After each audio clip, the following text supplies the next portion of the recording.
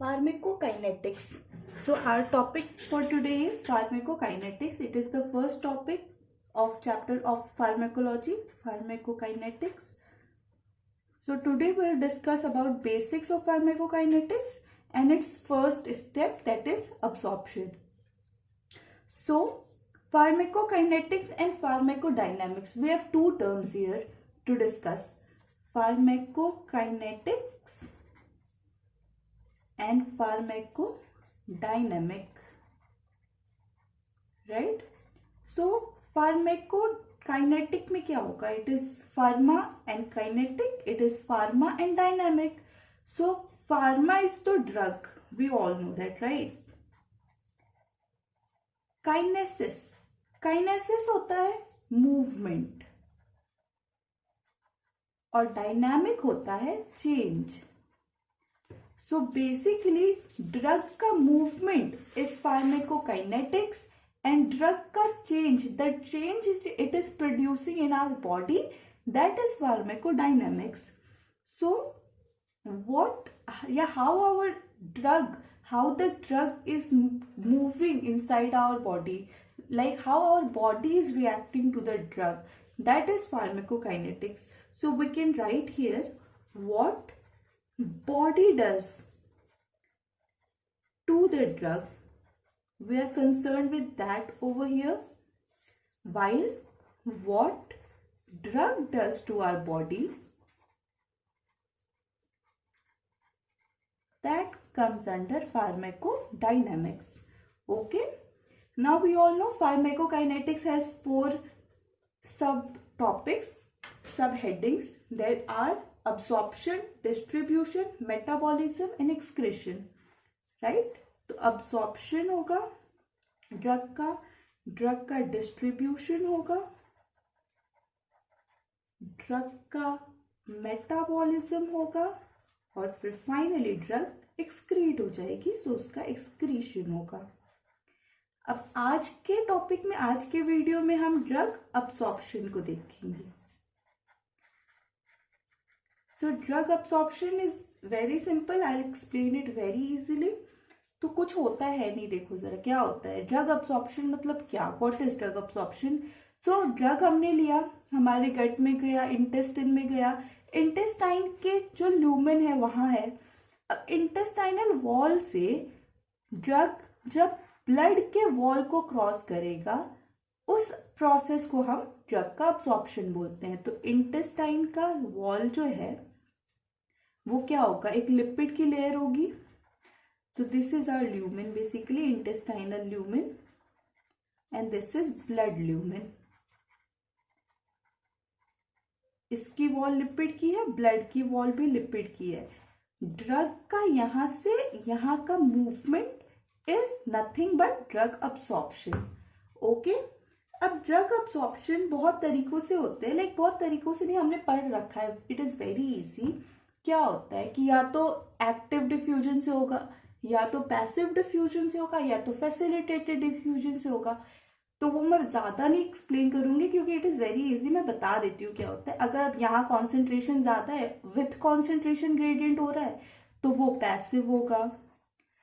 किसी mediated, like किसी carrier molecule के प्रेजेंस में हो रहा है, तो वो फैसिलिटेटेड होगा.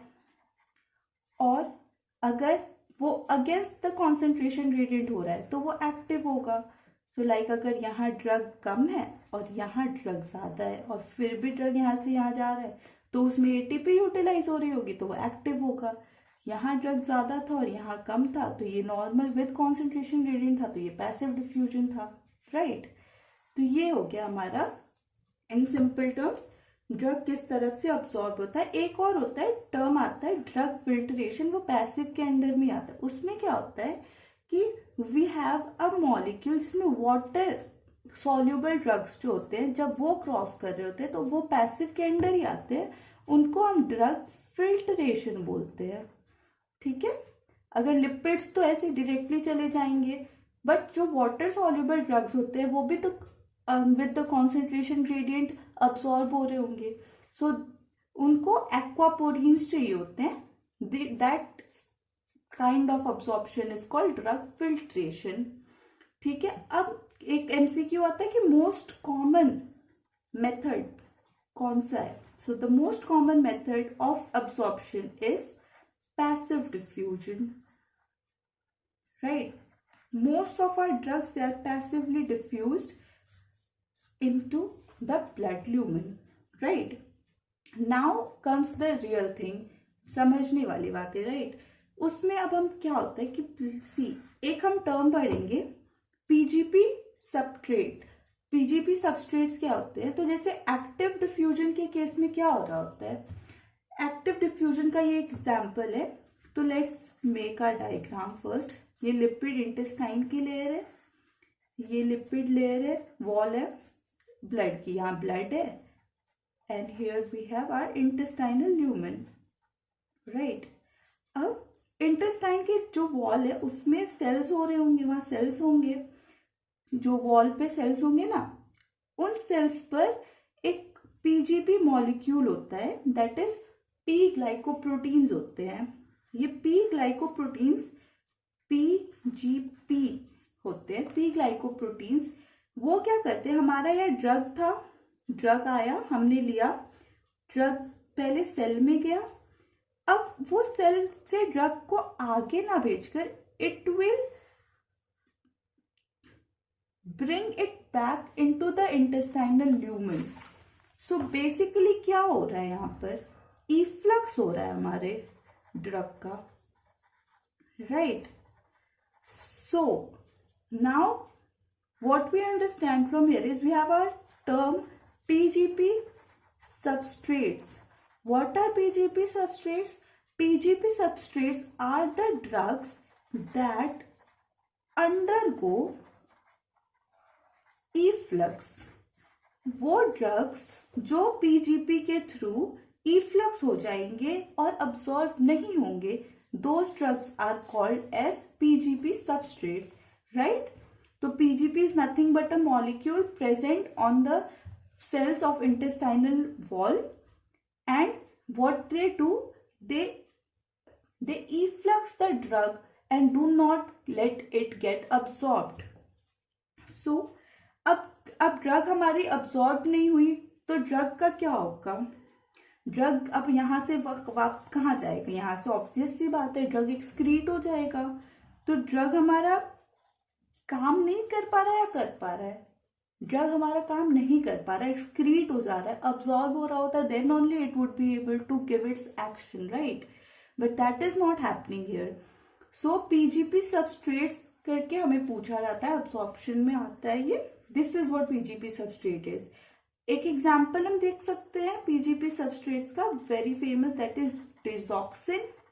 सो डिजॉक्सिन, सब मानो हमने डिजॉक्सिन दिया, वो इंटेस्टाइन का जो सेल है उसने लिया, बट पीजीपी रिसेप्टर्स होंगे वहां पर, पीजीपी मॉलिक्यूल्स होंगे, and they will take it out from the cell and not let it get absorbed and basically excrete it, ठीक है. सो ड्रग फेलियर का एक वो तरीका हो सकता है ड्रग. अब हम देखते हैं एक टर्म आता है पीजीपी पंप करके. PGP pump is nothing but same the PGP molecules ही होते हैं. अब पीजीपी पंप को हम क्या कर सकते हैं, या तो इंड्यूस कर सकते हैं, कुछ ड्रग्स होंगे जो इस पंप को इंड्यूस कर रहे होंगे, they are PGP inducers, and then there are PGP inhibitors. PGP inducers, what do? They can cause drug failure, and PGP inhibitors can cause drug toxicity. ऐसा नहीं है कि पीजीपी बेकार चीज है, सारे ड्रग्स को हमारे अब्सॉर्ब भी नहीं होने दे रही तो कुछ उसका यूजफुलनेस नहीं है, ऐसा नहीं है, यूजफुल भी है. क्यों? क्योंकि वो टॉक्सिसिटी से प्रिवेंट करता है. तो हमारे को एक बैलेंस बनाकर चलना है. अब इंड्यूसर्स के केस में वो ड्रग फेलियर मैंने एग्जांपल देकर आपको बता दिया डिसॉक्सिन का, राइट. बट टॉक्सिसिटी कैसी होगी, अब हमारा पीजीपी इनहिबिट हो गया तो सारा का सारा drug, all the drug that we are giving will get absorbed and it will cause drug toxicity. We can see some examples. Inducers has got only one example. It is rifampicin. And inhibitor, for inhibitors we have the mnemonic vaccine. Okay, so vaccine, here vaccine, the V stands for verapamil. A is for amiodarone. C is cyclosporine. I is itraconazole. N is nifedipine.